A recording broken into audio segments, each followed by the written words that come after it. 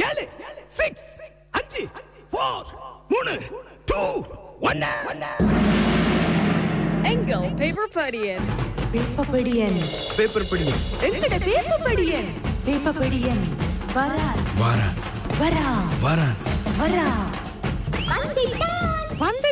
வந்துட்டு இனிய காலை வணக்கம் தமிழ் பேசும் மக்களே. வணக்கம் மக்களே உங்கள் எல்லாருக்கும் வணக்கம் அண்ணா. உங்களுக்கும் வணக்கம் அண்ணா. வணக்கம். எப்படி இருக்கீங்க நீங்கள்? எப்படி இன்றைக்கு சுகம்? நல்ல சுகமா இருக்கு. நீங்க எப்படி போச்சு? உங்களோட வீக்கெண்ட் எல்லாம் எப்படி போச்சு? நல்லா இருந்தோம். ஊருக்கு போயிட்டு வந்தேன் நான் யாழ்ப்பாணத்துல. யாழ்ப்பாண மக்கள் பயப்பட தேவையில்லை எல்லாம் சொல்லி இருக்கிறாங்க.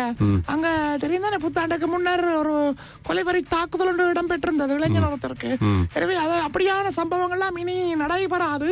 மக்களே நீங்கள் பயப்பட தேவையில்லை என்று பொதுமக்கள் அச்சமின்றி அன்றாட வாழ்க்கையில நீங்க செயற்படலாம். என்ன சட்டம் ஒழுங்கை நிறைவேற்றுவதற்கும் போலீசார் வந்து தயாராக இருக்கிறார்கள் என்று சொன்ன செய்தி எல்லாம் இன்றைக்கு வந்து கிடக்குது. சரி, அப்படி அடாவடி ரவுடித்தனங்களை காட்டுறாங்களே எல்லாம் பிடிக்கணும். பிடிச்சு சரியான தக்க தண்டனை வழங்க வேண்டும். என்ன கொஞ்சம் கொஞ்சமாக இப்படி பிரச்சனை தான் பெருசா முற்றுறது, முற்றி பழுத்து விடும்.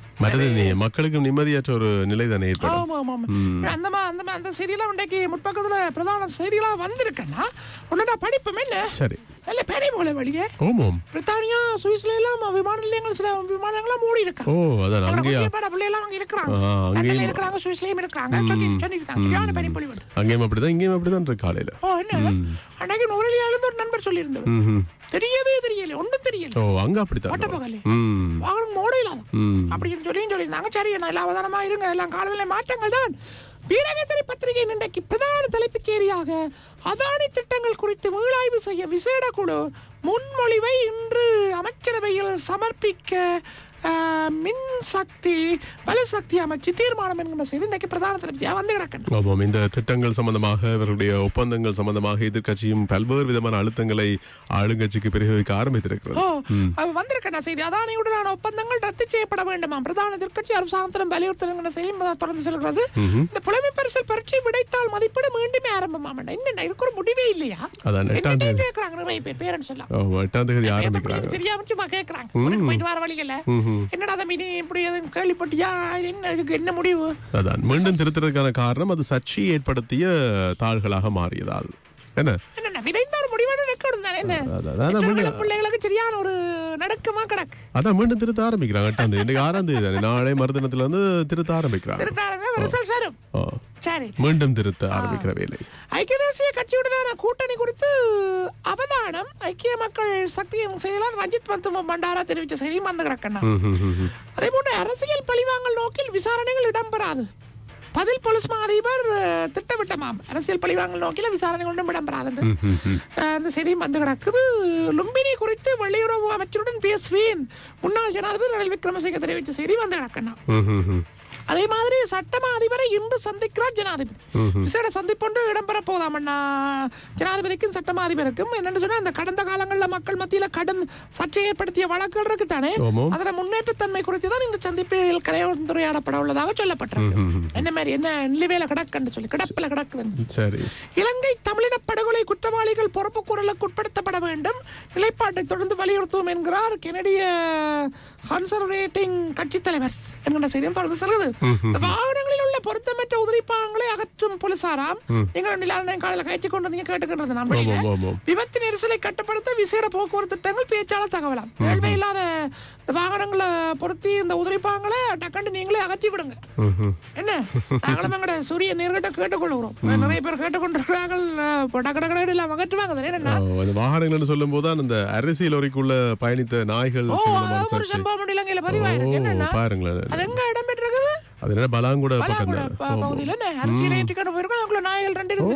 நாய்கள் அந்த அரிசி லாரிக்குள்ள இருந்திருக்கு. அப்ப லாரிய நிறுத்திட்டு திரும்ப ஸ்டார்ட் பண்ணும்போது நாய்கள் உள்ள ஏறிட்டு தெரியாம கதவை மூடிட்டாங்களா, என்ன நடந்ததுன்றது தெரியல. ஒரு சாரதியும் அவருக்கு உதவியா ஒருத்தர் இருப்பாங்க, திறந்து பார்க்க வேணாமா? கிளீன் ஸ்ரீலங்கா திட்டம் முறையாக இடம்பெறாவிடின் பணி புறக்கணிப்பான் இலங்கை தனியார் பேருந்து உரிமையாளர் சங்கம் எச்சரிக்கை விடுத்திருக்கு. இந்த செய்தியை படிச்சு நான் என்ன சிவில்லையும் சில போலீசார் பேருந்துகளுக்குள்ள வர போறாங்களாம்.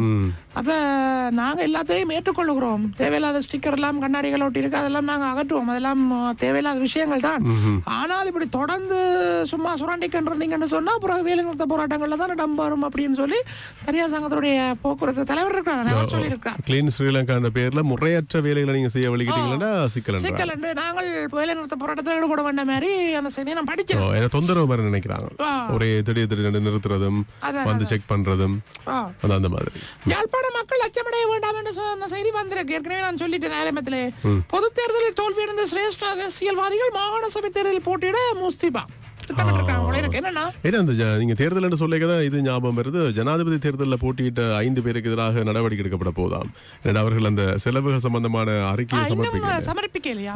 காலதாமதமாயிட்டுதான் டேட் முடிஞ்சிட்டது. அதால அந்த 5 பேர் மீது வழக்கு தொடரப்பட இருக்கிறதா. பயன்படுத்திய வாகனங்களை மட்டும் இறக்குமதி செய்ய அனுமதிங்களாம். வாகன இறக்குமதியாளர் சங்கம் அரசாங்கத்திடம் கோரிக்கை விடுக்கும். நல்ல நிலையில் இருக்கிற வெளிநாடுகள்ல பயன்படுத்தப்பட்ட வாகனங்கள் இறக்குமதி செய்யறது இறக்குமதியாளர்களே சொல்றாங்க. தினக்குரல் பத்திரிகையின் பிரதான தலைப்புச் செய்தியாக சஜித்தின் ஐக்கிய மக்கள் சக்தியை இல்லாமலாக்கும் ரணிலின் ரகசிய திட்டம் தொடர்கிறதாம். முதலில் மைத்திரியின் கட்சியையும் அடுத்து மஹிந்தவின் கட்சியையும் இல்லாமல் செய்தவர் எனவும் குற்றச்சாட்டு இல்லையா. இப்ப கடந்த வாரம் ஏதோ யூஎன் மீட்டிங் கொண்டு போட்டு பதவிகளையும் கொடுத்திருக்கிறார் போல இருக்குது. எனவே அதை ஒட்டித்தான் இந்த செய்தி வந்து கிடக்குது. யாழ் மக்களை அச்சுறுத்தும் கும்பல்கள் என்ற செய்தியிலையும் வந்திருக்கு. IMF குறித்து விரிவுரை தடுக்க அரசு முயற்சியா? IMF குறித்து விரிவுரை தடுக்க அரசு முயற்சியாங்கிற செய்தியும் வந்து கிடக்கணும். தரம் 5 புலமை பரிசில் விடைத்தாள் மதிப்பீடு ஆரம்பமாம். போதிய வருமானம் இல்லை, வாக்குறுதி காற்றில் திணறுகிறது அரசு என்ற செய்தியும் வந்து கிடக்கு. லக்ஷ்மண் கிரியல்ல முன்னாள் பாராளுமன்ற உறுப்பினர் சொன்ன செய்தி தான் இந்த செய்தி. போதிய வருமானம் இல்லையா, வாக்குறுதி காற்றில் திணறுகிறது அரசு. அரசியல் இடம்பெறும் அரசியல் அரசை கவிழ்க்க திட்டமிட்ட சதியா என்கிற செய்தியும் வந்து கிடக்கு.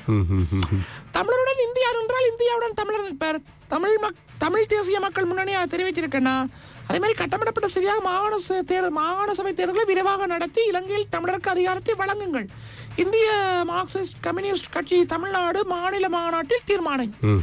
ஏண்டா இலங்கையில நீண்ட காலமாக மாகாண சபை தேர்தல் இல்லத்தானே, அதை விரைவாக நடத்தி மாகாண சபை தேர்தல்களை அதனுடைய அதிகாரங்களை தமிழ் மக்களுக்கு அதன் மூலமாக கோரிக்கைகள் நிறைவேற்றுவதற்கு தேவையான நடவடிக்கைகளை எடுக்க வேண்டும் என்றும் சொல்லப்பட்டது.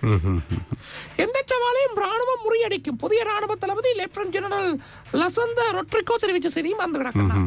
கோழி இறைச்சி விலை குறையாது, எரிவாயு விலை கூடாது என்ற செய்தியும் வந்திருக்கு. அதாவது குறையும் செய்யாது, கூடவும் செய்யாது, குறையவும் செய்யாது, அப்படியே இருக்குவான்.